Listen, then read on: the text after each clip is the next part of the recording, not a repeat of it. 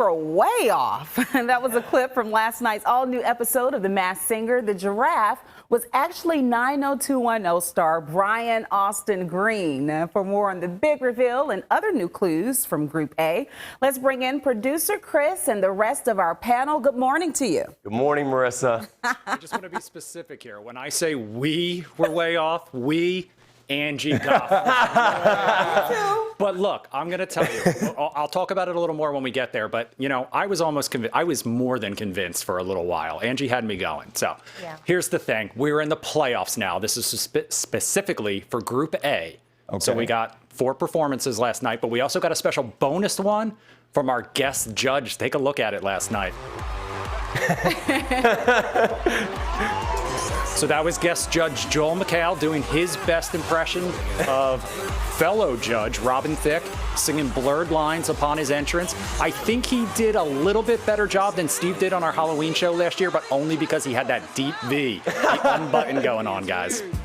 Chris, Anyway. you love the deep V. You know that I do, but Kev, today we match. We went all the way up to the collar. All right, so after that, our first actual singer of the performance was the Popcorn. So she performed Falling by Harry Styles.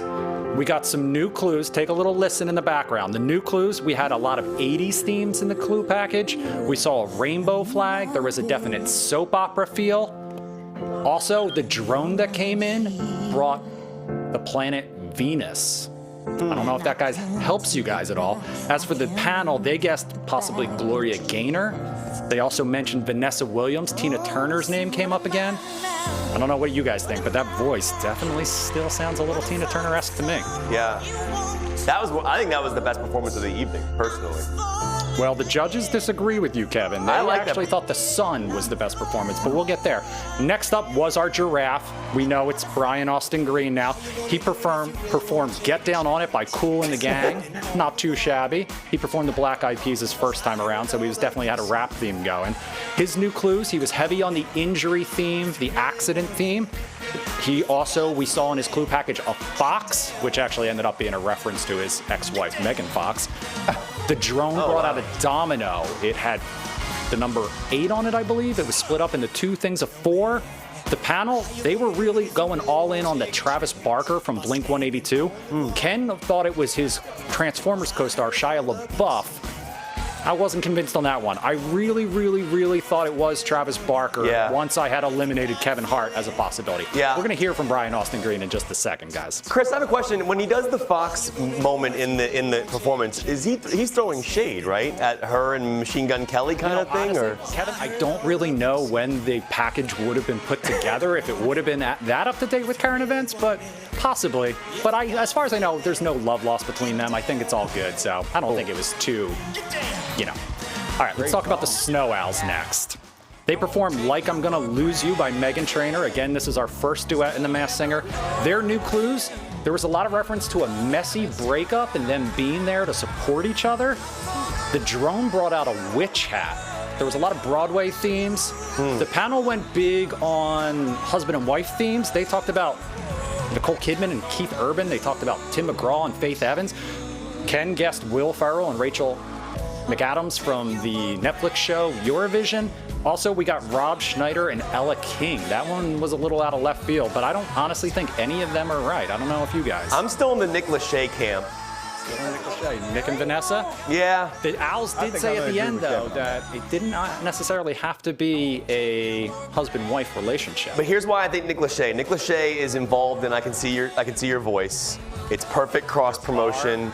And I don't know, it just feels like it makes sense. There was a lot of evidence. All right, let's get to The Sun real quick. She performed Praying by Kesha. Her new clues and referenced coming from a fractured house. The drone brought out a magic 8-ball.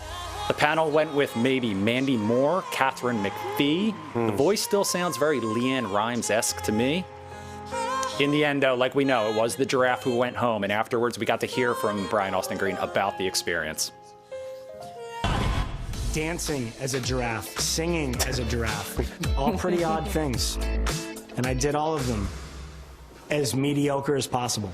I discovered about my voice that it's not the best for singing. Giraffe, I know that you're not a professional singer, and it's not an offense. And I discovered that dancing at 47 hurts. A lot of painkiller. I will miss the anonymity of the giraffe. It was nice being in a situation where nobody knew who I was. Oh my God. I like the giraffe. I like the humanity in his eyes. Goodbye, my friend. You've been an interesting experience. I'm surprised he wasn't a fox.